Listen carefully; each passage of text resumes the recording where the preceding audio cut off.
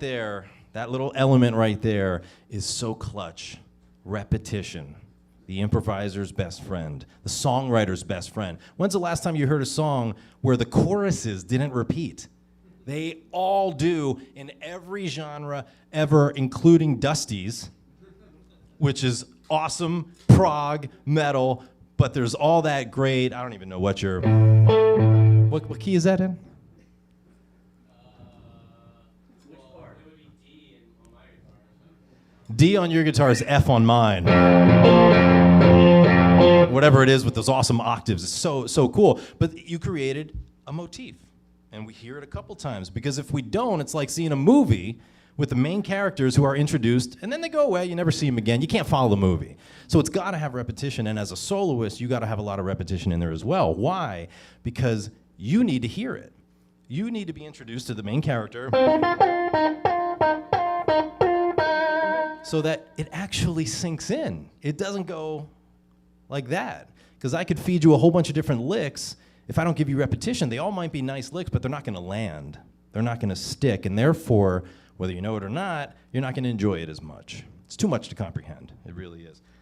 So, that's another thing. Just like I said earlier, sometimes these things are so obvious and easy that we kind of push them aside as, no, that can't possibly be what my favorite players are doing, but they are. They're repeating the hell out of themselves. They are stopping, that's part of the phrasing. So here, maybe it doesn't have to be exact repetition, maybe I go. So the first one is a slur. The second one, I'm just hitting the notes. Maybe I gave it a little bit of a bend and took you back home, right? So again, 1, 2, 3, 4 notes. But a lot of personality, a lot of rhythm, a lot of style, and that's what instantly, can make you a better player right now. And that will work for anything. Now that's called a motif. A motif is a repeated rhythmic and melodic idea. So as an improviser, and this was always my goal. I've been a writer since I started playing, and I've been involved with Steve Vai for nearly 20 years. And all of those tours and shows, it's a lot of reciting. I got to remember every one of these notes and where they go, and it's a lot. So, but because of that, it took me down this other journey where it's like, I just want to improvise. I really just want to improvise. I want to be able to, I did no prep for this little clinic tour we're doing, no prep. Again, I didn't even bring an instrument. But that took a lot of work to get to that point. It really did. To be comfortable enough to pick up somebody else's guitar, play through somebody else's amp. The only things I brought were a strap, because I'm short and I need this kind of strap. I brought my TS-10 just because I like it, and a pick. By the way, I'm using blue chip picks. Blue Chip? Bueller? They're called Blue Chip. The company, I know, they're not very famous, but expensive. They are $35 a piece. But they will last you forever. These things last a really long time. They're made from space shuttle material, and I'm not kidding. That's what I was told. I don't know what, but I was told they're made from something that goes on the space shuttle. It's a company down in Knoxville, Tennessee. Anybody know a guy? I'm gonna drop a name right here, so I got to pick up that name. Anybody know Andy Wood? So he's the one that gave me my first Blue Chip down in Knoxville probably a few years ago, and changed my picking. And I was like, damn it, because now I do try to find picks that are like this, but not $35 a piece. Because I'll tell you a quick story. I think we were playing the Fillmore in San Francisco, a very famous venue. Yes, sir. Yes. Yeah. Well, it's a private stock pick, yes, exactly. Exactly. You get to go in and choose the grain. Yeah, it's a good one. We're at the Fillmore playing, and I'm in the middle of something, playing with Steve, and I drop the pick. So I grabbed another one, and I finish. Obviously, I'm not going to stop, but I grabbed another pick. But I immediately, as soon as I could get off stage, I said to my tech, Jarrett, I was like, I dropped my pick. And he knows what that means. He grabs his, every tech has their flashlights. He's like, all right, I'm on it. And he's, techs wear all black all the time.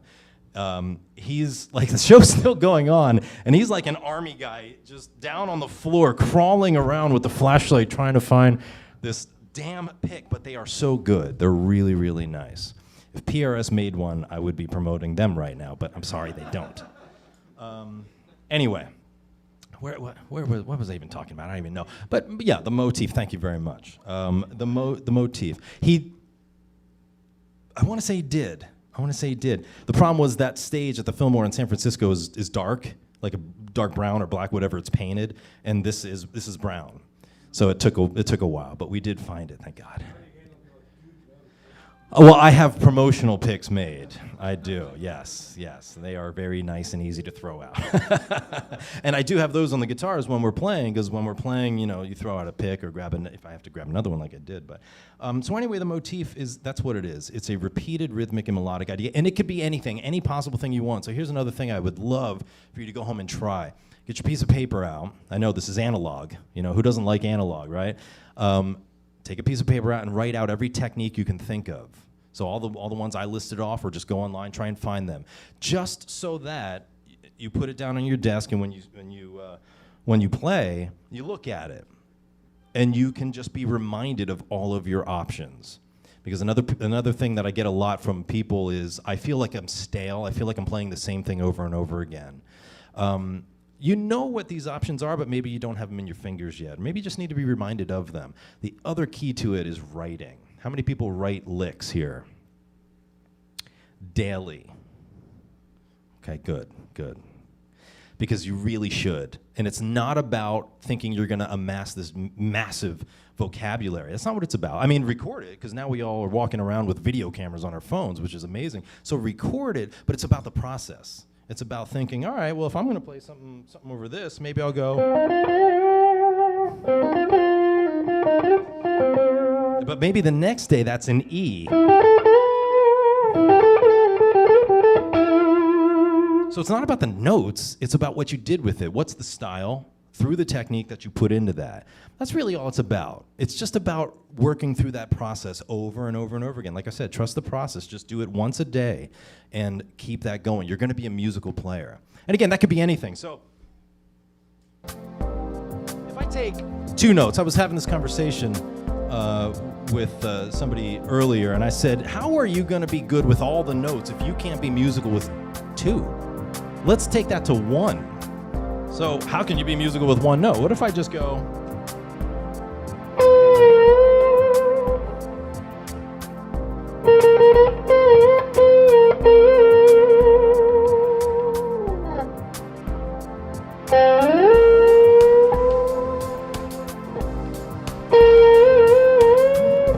the first finger.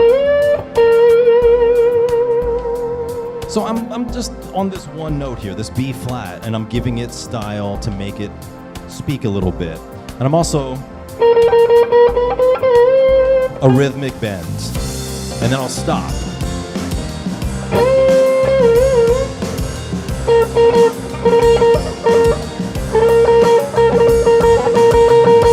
Now 1 note's gonna get boring after a while, so let's bring in 2 and let's create a nice little motif.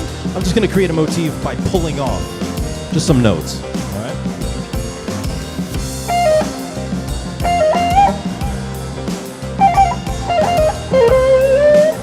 A little bit of a bend. So I'm just walking down the minor pentatonic scale here just with pull-offs.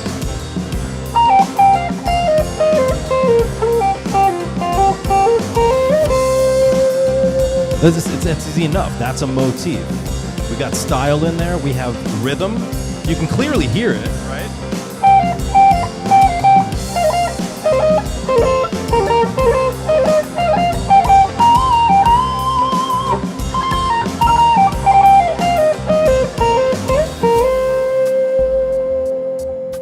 So that's 2 notes. Just moving around a little bit. I mean, it's very simple. Thank you, but it's very simple. And I'm not doing anything much at all, but that's the whole point, A lot of repetition. It's wrapped up in a nice rhythmic, melodic idea. It's got style through this, whatever I'm doing here. So that's a motif. It's